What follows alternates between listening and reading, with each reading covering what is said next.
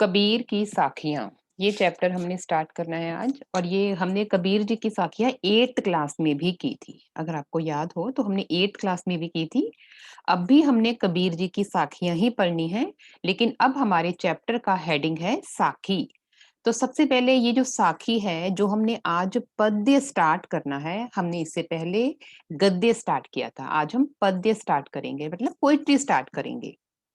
Poetry में सबसे पहले हमारा हेडिंग है पहला चैप्टर है हमारा कबीर जी की साखियाँ। लेकिन उससे पहले कि हम कबीर जी की साखियाँ पढ़ें, उनके जीवन का परिचय हम ले लेते हैं। उनके जीवन के बारे में थोड़ी-सी जानकारी प्राप्त कर लेते हैं। 1398 में काशी में कबीर जी का जन्म हुआ था। इनके गुरु का नाम था रामानंद जी और कबीर जी के बारे में ये कहा जाता है कि वो कभी भी स्कूल नहीं गए। उन्होंने विद्या अर्जित नहीं की स्कूल में जाके। जो कुछ भी उन्होंने पाया, जो कुछ भी उन्होंने विद्या अर्जित की, वो समाज में रहकर अनुभव से प्राप्त की। उनका ये मानना था कि जीवन में किताबी ज्ञान से ज़्यादा महत्वपूर्ण जीवन का अनुभव है। अब इससे हमें एक और बात याद आई, हमने जो चैप्टर किया था बड़े भाई साहब, उनका भी यही मानना था ना बड़े भाई साहब का भी। उनका भी यही मानना था कि किताबी ज्ञान से ज़्यादा व्यक्ति को जीवन सिखाता है और जीवन में हम कैसे सीखते हैं? जीवन में हम अनुभव से सीखते हैं। कबीर जी का माना ही वही उन्होंने हमें बात बताई है। तो हम ये देखते हैं कि कबीर जी अब हमें क्या कह रहे हैं।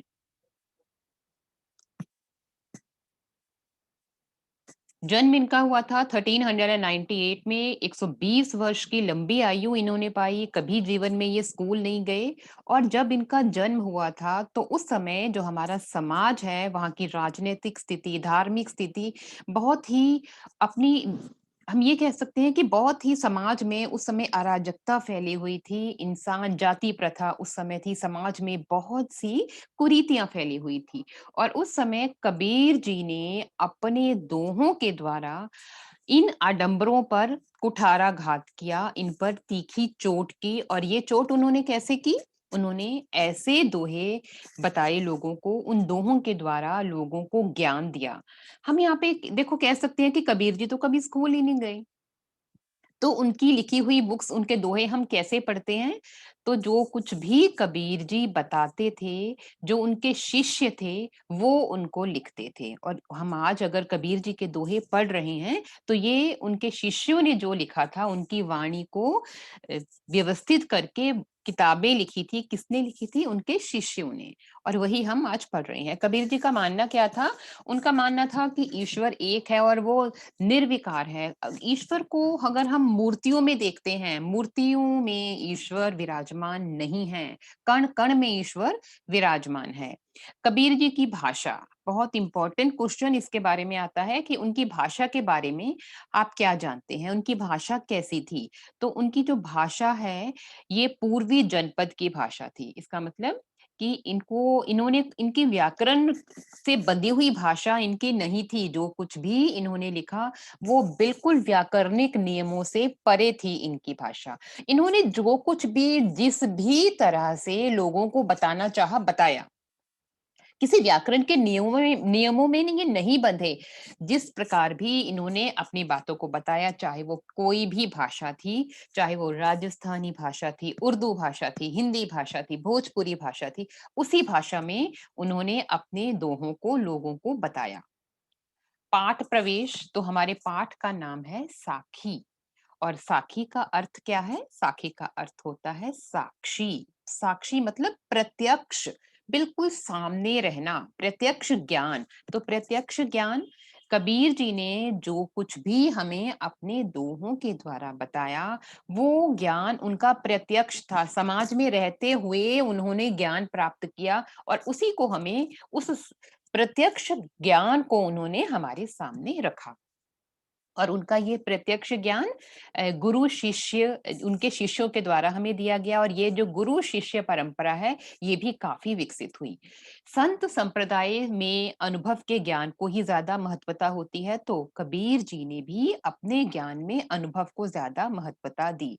अब इनकी भाषा को हम पंचमेल खिचड़ी कहते हैं। पंचमेल खिचड़ी या इनकी भाषा को सधुक्कड़ी कहा जाता है, क्योंकि इनकी भाषा में किसी एक भाषा के जो भी इनके दोहे हैं, जो भी भाषा इन्होंने प्रयोग की, इसमें किसी एक कोई एक भाषा नहीं थी। इसमें इन्होंने अवधी, राजस्थानी, भोजपुरी और पंजाबी और हिंदी तो थी ही थी। तो ये 5 भाषाओं का प्रयोग इन्होंने अपने दोहों में किया, इसीलिए इनकी भाषा को पंचमेल खिचड़ी कहा जाता है। तो आइए अब देखते हैं कि हमें चैप्टर में पाठ में क्या बताया गया है। साखी हेडिंग है हमारे पाठ का। तो इस साखी में जो प्रत्यक्ष ज्ञान कबीर जी ने अनुभव किया, वही ज्ञान उन्होंने समाज को दिया, लोगों को सुनाया और उन्हीं में से हम आज 8 दोहे करेंगे। पेंसिल्स अपने हाथ में रख लीजिए और डिफिकल्ट वर्ड्स को आप लिख लेना। पहला दोहा है या पहली साखी है, ऐसी बाणी बोलिए मन का आपा खोए, आपन तन शीतल करे औरन को सुख होई। ऐसी बाणी, बाणी आवाज जो हम बातें करते हैं, जो हम बोलते हैं, हमें ऐसी बाणी बोलनी चाहिए। मन का आपा, आपा अहंकार, आपा अहंकार को बोलते हैं। खोए, खो जाना। तन शरीर, शीतल शीतल या ठंडक देने वाला। औरन दूसरों को सुख, सुख दूसरों को सुख देना, खुशी देना, होए देना। तो इसका हम अर्थ देखते हैं। ऐसी बाणी बोलिए मन का आपा खोए, मन का आपा खोए। हमें ऐसी बाणी बोलनी चाहिए जिसमें अहंकार बिल्कुल भी ना हो। मन का आपा जो हमारा अहंकार है वे बिल्कुल खो जाना चाहिए, अहंकार रहित हमारी भाषा होनी चाहिए। तो इसका मतलब क्या आएगा, यहाँ से इसको स्टार्ट करेंगे। मन का आपा खोने वाली ऐसी बानी हमें बोलनी चाहिए। अब मन का आपा अहंकार रहित हमें ऐसी वाणी का, ऐसे शब्दों का प्रयोग करना चाहिए। क्या होगा उससे? अपना तन शीतल करे। क्या होगा अगर हम हमारी वाणी में अहंकार नहीं होगा? क्योंकि हमारी वाणी में मिठास तब आती है जब हम में अहंकार नहीं होता। अगर हम में अहंकार आएगा तो हमारी वाणी में मिठास कभी नहीं हो सकती। तो अपने मन के उस अहंकार को खोकर हमें ऐसी मीठी वाणी बोलनी चाहिए कि अपना तन शीतल करे, हमारा तन भी जो हमारा शरीर है वो भी शीतल रहे।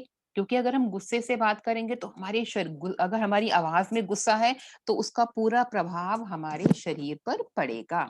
और अगर हम बिल्कुल हम आपे से रहित, अहंकार से रहित बात करेंगे तो हमारा तन भी शीतल रहेगा और औरन को भी सुख दे, दूसरों को भी हम सुख देंगे, क्योंकि जो सुनेगा हमारी उस वाणी को वो भी सुखी होगा। तो सिंपल सा पूरे दोहे में क्या कहा गया है?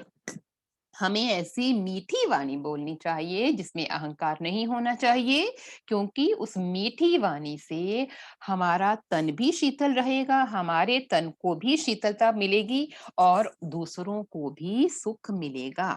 तो ये क्लियर हो गया होगा।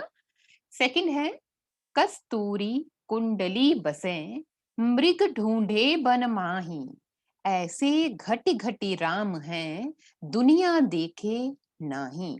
कस्तूरी, कस्तूरी एक ऐसा सुगंधित पदार्थ होता है जो कहाँ रहता है, जो कहाँ होता है? मृग हिरन, मृग हिरन, कुंडली नाभि, हमारे जो पेट में हमारे नाभि भी है, हर एक इंसान की होती है। तो कुंडली जो है वो नाभि में, जो कस्तूरी है वो कुंडली में, नाभि में बसती है। किसके? मृग के, हिरन के। ढूंढे वन माही, और मृग उसको कहाँ ढूंढता है?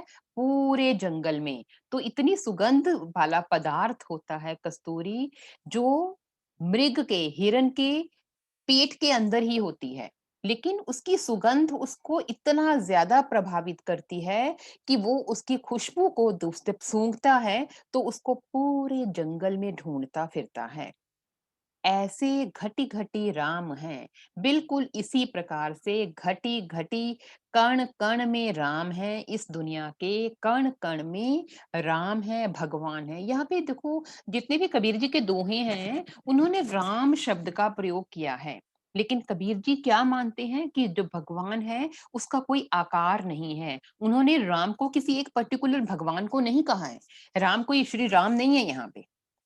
यहाँ पे राम वो भगवान है जो हर इंसान के घटी-घटी हर कण-कण में हृदय में बसते हैं और दुनिया देखे नाही, दुनिया को दिखाई नहीं देता है क्योंकि हमारे अंदर ही भगवान बसते हैं और हम अपने अंदर, अपनी अंतरात्मा में, अपने कण-कण में या इस सृष्टि में भी अगर कण-कण में भगवान है, तो हमें वो नहीं दिखाई देते हैं। बिल्कुल कैसे?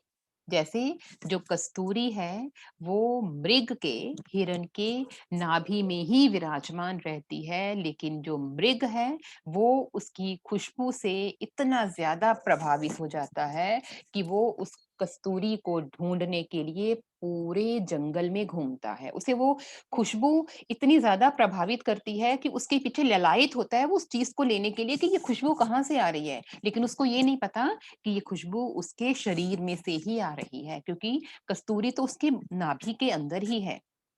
बिल्कुल इसी प्रकार जो भगवान को ढूँढने के लिए हम हर दुनिया में हम भगवान देखते हैं, हम मंदिर जाते हैं, मस्जिद जाते हैं, गुरुद्वारे जाते हैं, हम हर जगह भगवान को पूजा करने जाते हैं। लेकिन हमें ये नहीं पता कि भगवान तो कण-कण में विराजमान है। यहाँ पे कण-कण हमारा मन भी है। घट हम अपने मन को भी कहते हैं, तो भगवान तो है, वो तो हमारे घट में है, हमारे हृदय में है। इस पूरी सृष्टि में कण-कण में भगवान विद्यमान है और हम क्या कर रहे हैं, हम उस भगवान को मंदिर में, पूरी दुनिया में खोज रहे हैं, लेकिन वो भगवान हमारे अंदर ही हैं।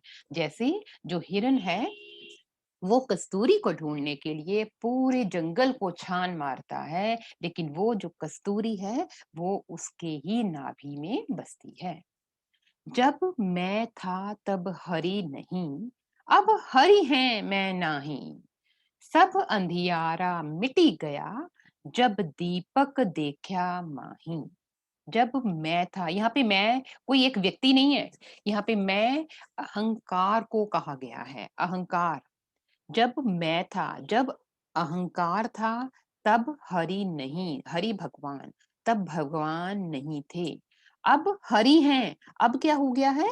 अब हरि हैं, भगवान हैं, मैं नहीं, अहंकार नहीं है। सब अंधियारा मिटी गया, सारा अंधियारा मिट गया, सारा जो जितना भी अंधेरा है वो मिट गया जब दीपक देखा माही। जब मैंने दीपक उस रोशनी को देखा मैंने। तो क्या इसका मीनिंग बनेगा? जब हमारे अंदर अहंकार होता है तो क्या होता है, तब हम भगवान को प्राप्त नहीं कर सकते क्योंकि हम में अहंकार आ जाता है। मैं ये हूँ, मैंने ये किया, मैंने सब कुछ किया। लेकिन जब हम भगवान को प्राप्त कर लेते हैं तो वो मैं मिट जाता है। तब हम ये मानते हैं कि मैं कुछ भी नहीं हूँ करने वाला, सब करने वाला कौन है? वो भगवान है। तब वो मैं अहंकार हमारे अंदर से निकल जाता है, तब भगवान आ जाते हैं। लेकिन जब अहंकार होता है, जब मैं होता है, मैंने ये किया, मैं ये किया, मैंने हम कहते हैं ना कि ये सब सब कुछ मैंने किया, वो हमारा अहंकार होता है। और अगर हमारे अंदर अहंकार है, तो हमारे अंदर ईश्वर नहीं हो सकता। लेकिन जब ईश्वर आ जाएगा, तो हम कहेंगे कि सब कुछ करने वाले भगवान हैं, जो कुछ कर रहे हैं वो भगवान कर रहे हैं। उस समय हमारे अंदर का अहंकार चला जाएगा और तब क्या होगा? तब हरि आ जाएँगे, हरि रहेंगे और मैं नहीं रहूँगा। मैं भगवान रहेंगे तो अहंकार नहीं रहेगा। भगवान को हम तब तक नहीं प्राप्त कर सकते, जब तक कि हमारे अंदर अहंकार रहता है। सब अंधियारा मिटी गया और सारा अंधियारा जो मेरी अंधियारा यहाँ पे अंधेरा है, लेकिन ये अंधेरा कौन-सा है? अज्ञान का अंधेरा है। जब हम अज्ञानी हैं, वो अंधेरा कैसे मिटेगा? वो दीपक जलाने से बुझेगा। जहाँ पे बहुत अंधेरा होता है, वहाँ पे लाइट जलाते हैं हम, प्रकाश हो जाता है। तो वो दीपक जलाने से वो अंधेरा मिट जाता है। बिल्कुल ये जो दीपक है, ये ज्ञान का प्रतीक है। जब मुझे इस बात का पता चल जाएगा कि वो जो ज्ञान सब कुछ करने वाले भगवान हैं, तो वो दीपक जब मैं ज्ञान का दीपक मैं देखूँगा, तो वो जो अंधियारा है, वो मिट जाएगा। तो ये जो अज्ञान है, वो मिट जाएगा, जब ज्ञान रूपी दीपक जलेगा। तो क्या मीनिंग बन जाएगा? जब अहंकार होता है हम में तो हम भगवान को नहीं प्राप्त कर सकते, और जब हम भगवान को प्राप्त कर लेते हैं, जब हमें पूरा भगवान की भक्ति करते हैं, तब हमारे अंदर से अहंकार नहीं रहता। कैसे? वो जो अहंकार है, वो अज्ञानता का प्रतीक है। जब अंधेरा होता है, वो अज्ञान कैसे मिट जाएगा? सारा अज्ञान मिट जग गया। कब मिट गया? जब मैंने ज्ञान रूपी दीपक को देखा। यहाँ पे रूपक अलंकार है, ये याद लिख लीजिए आप, यहाँ पे रूपक अलंकार है। नेक्स्ट है, सुखिया सब संसार है। सुखिया सब संसार है, खाए और सोवे। आज की जो परिस्थिति है, ये बिल्कुल वही दिखाई गई है। सुखिया सब संसार है, खाए और सोवे। दुखिया दास कबीर है, जागे अरु रोवे। सुखिया सब संसार है, ये संसार सुखी है। क्यों सुखी है? क्योंकि इस संसार में ज्यादातर लोग क्या कर रहे हैं?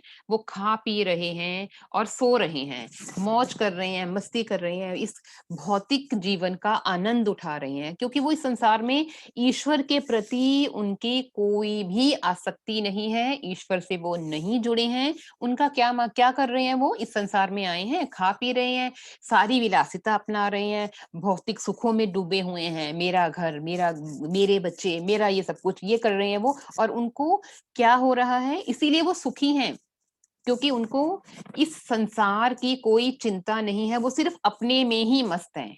तो सुखिया सब संसार है। कबीर जी कह रहे हैं कि ये संसार सारा सुखी है, क्योंकि ये संसार क्या कर रहा है? ये खा पीकर ऐश्वर्य की जिंदगी व्यतीत कर रहा है, और उसके बाद सो रहा है। खाया पिया सोया, फिर उठे, फिर काम किया, फिर खाया, फिर सोए। और किसी चीज की इस संसार में क्या हो रहा है उसकी कोई परवाह नहीं है।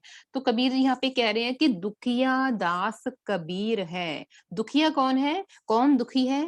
दास कबीर। कबीर जी कहते हैं कि वो दुखी हैं। क्यों दुखी हैं? क्योंकि वो सोए नहीं हैं, वो जाग रहे हैं, और जाग कर वो रो भी रहे हैं। रो रहे हैं क्योंकि वो इस संसार की नश्वरता को देख रहे हैं कि ये संसार बिल्कुल नष्ट हो जाएगा। इस संसार में वही व्यक्ति रहेगा जो ईश्वर की उपासना करेगा, उसी का बेड़ा पार होगा, वही पार जाएगा। लेकिन लोग क्या कर रहे हैं? इस संसार में आके ईश्वर की भक्ति नहीं कर रहे हैं। क्या कर रहे हैं? सिर्फ भौतिक सुखों को भोग रहे हैं और अपनी जिंदगी जी रहे हैं, खा रहे हैं, पी रहे हैं और सो रहे हैं। और वो लोग, यहाँ पे कबीर जी ने कहा तो है ये कि दुखिया दास कबीर है, लेकिन उन लोगों के बारे में बात की है कि जो लोग संसार की चिंता करते हैं, जिनको संसार की चिंता है, वो जाग भी रहे हैं, उनको नींद नहीं आ रही है, क्योंकि उन्हें संसार की चिंता है। वो ये मान रहे हैं कि इस संसार में एक जन्म आया, दूसरा जन्म आया, तीसरा जन्म आया। वो इस जन्म मरण के बंधन में जकड़े हुए हैं, जो खा रहे हैं और सो रहे हैं। लेकिन जो ये मानते हैं कि ये संसार जो है वो नष्ट होने वाला है, वो जाग भी रहे हैं, इस संसार को देख भी रहे हैं और रो भी रही हैं। क्यों रो रहे हैं? क्योंकि उन्हें चिंता हो रही है। उन्हें लग रहा है कि इस संसार में आकर अगर हमने ईश्वर की भक्ति नहीं की तो क्या किया? और वो इंसान जो अब भक्ति नहीं कर रहा है, जो सिर्फ ये मान रहा है कि इस संसार में आना है, रहना है, जीना है, खाना है, पीना है और आराम से सोना है, वो सुखी है, क्योंकि उसे संसार की चिंता नहीं है। संसार की चिंता जिसे है, वो जाग भी रहा है और रो भी रहा है। अगला दोहा है, बिरह भुगम्बम तन बसे, मंत्र न लागे कोय। बिरह किसी से जुदा होना, भुवंगम सांप, तन शरीर, बसे रहना, किसी चीज में बसना, मंत्र किसी चीज का मंत्र लगाना। ये मंत्र पुराने समय की बात बताई गई है कि जैसे जब किसी को सांप काट जाता है तो हम कहते हैं ना कि किसी साधु बाबा को बुलाओ। 9th क्लास में हमने चैप्टर किया था, जिसमें हम देखते हैं कि जब भगवाना को सांप काट जाता है तो कई लोगों को, झाड़ने फूकने वालों को बुलाया जाता है, अगर आपको याद है तो उसमें वो भी झाड़ने फूकने वाले लोग आए, लेकिन कोई फर्क नहीं पड़ा। तो वो मंत्र लगाना, क्योंकि क्या करते हैं, सब मंत्र लगाते हैं ताकि जो सांप का जहर है वो निकल जाए। तो यहाँ पे उसी बात को बताया गया है कि मंत्र न लागे कोय, और वो सांप जिसने काट लिया है, उसका उस पर कोई मंत्र भी नहीं लग रहा है। राम वियोगी ना जीवे, जीवे तो बौरा होए। राम वियोगी जो व्यक्ति राम से भगवान से वियोगी हो गया है, जिसकी भगवान से दूर हो गया है, जो राम के वियोग में जी रहा है, जो भगवान की भक्ति से दूर है, वो जी नहीं पा रहा है। क्योंकि भगवान से दूरी जिस भक्त की बनी हुई है, उस व्यक्ति के अंदर, उसकी आत्मा के अंदर विरह उत्पन्न हो गया है, वो जुदाई हो गई है भगवान से। और वो जुदाई को किसका रूपक माना गया है? सांप का माना गया है। और वो व्यक्ति जो ईश्वर से दूर है, ईश्वर को पाने के लिए तड़प रहा है, वो ना जीवे, वो जी नहीं सकता। जी कैसे नहीं सकता? ईश्वर के बिना। और अगर वो जी भी लेता है, अगर वो जिंदा भी है ईश्वर के बिना, ईश्वर से दूर है, तो वो बौरा होए पागल हो जाएगा या पागल हो जाता है। सिंपल वर्ड्स में देखो,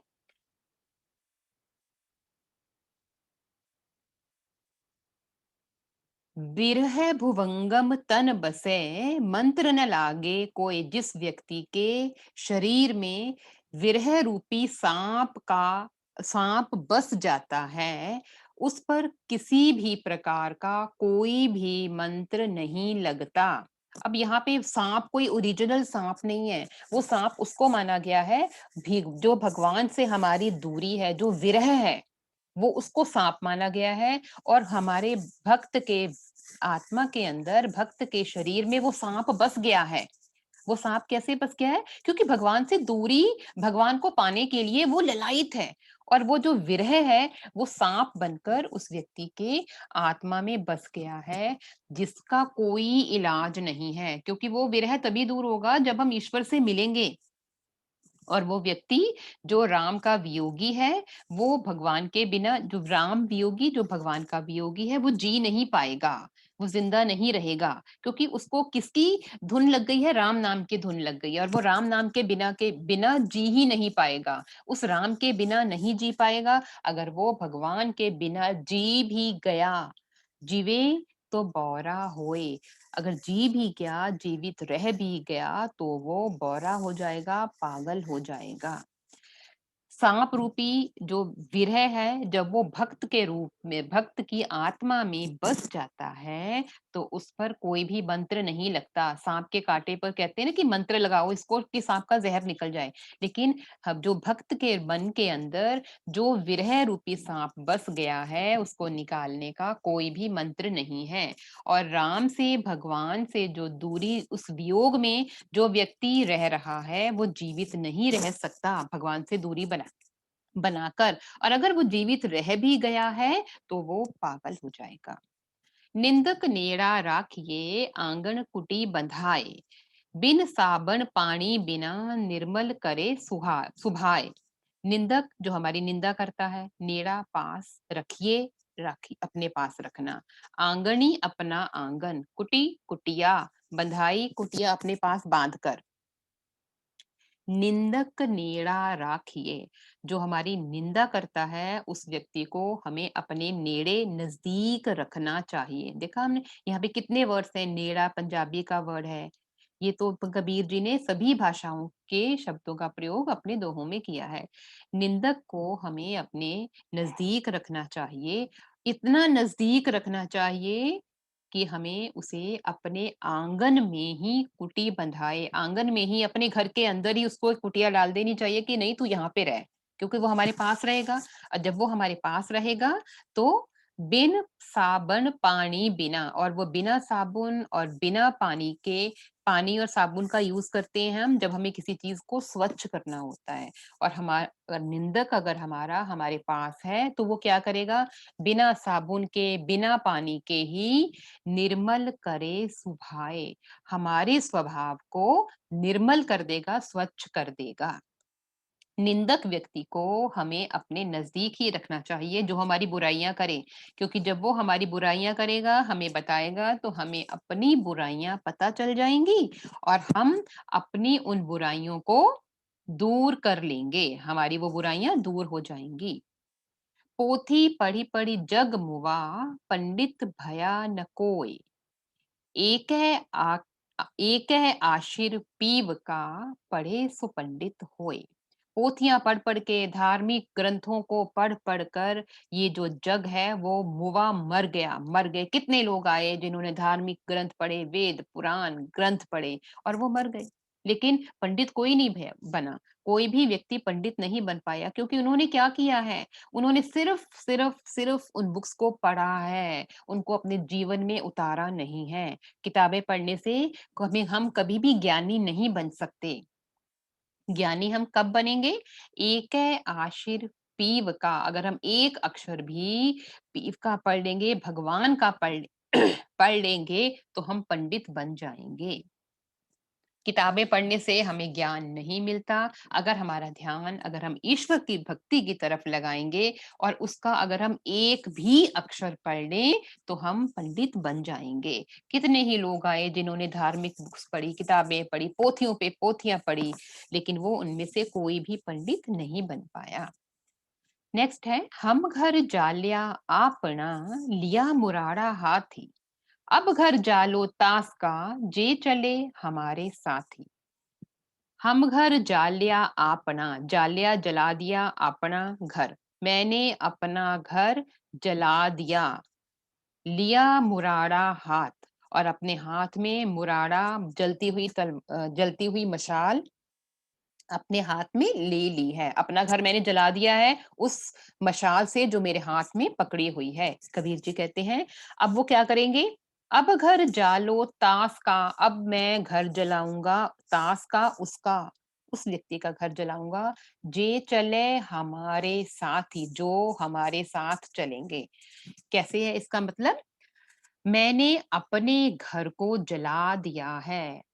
इंसान पूरी उम्र अपने घर के लिए ही सब कुछ करता है। ये मेरा घर है, अपने घर में ये ले आऊँ, अपने घर में मुझे इस चीज़ की भी ज़रूरत है।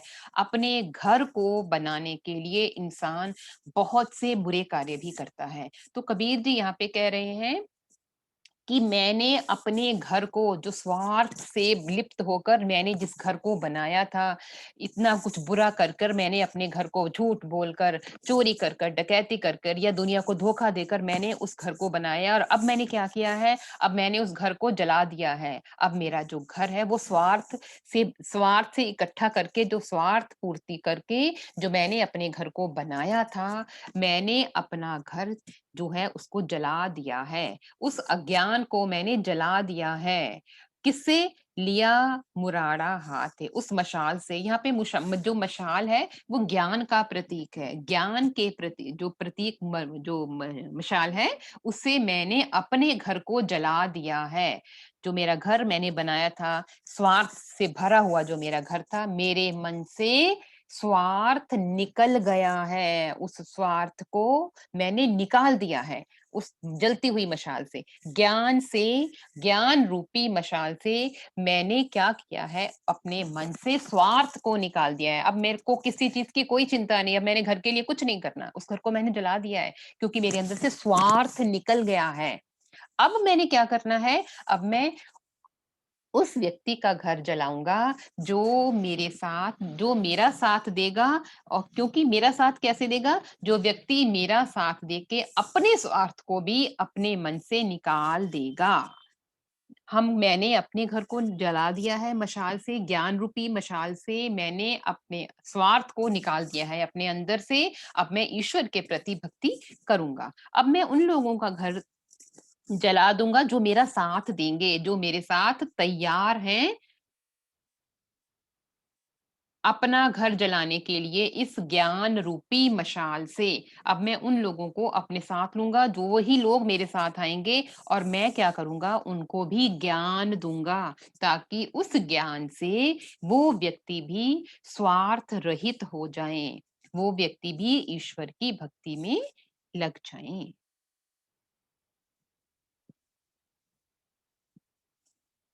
तो ये हमने साखी किया था आज हमने।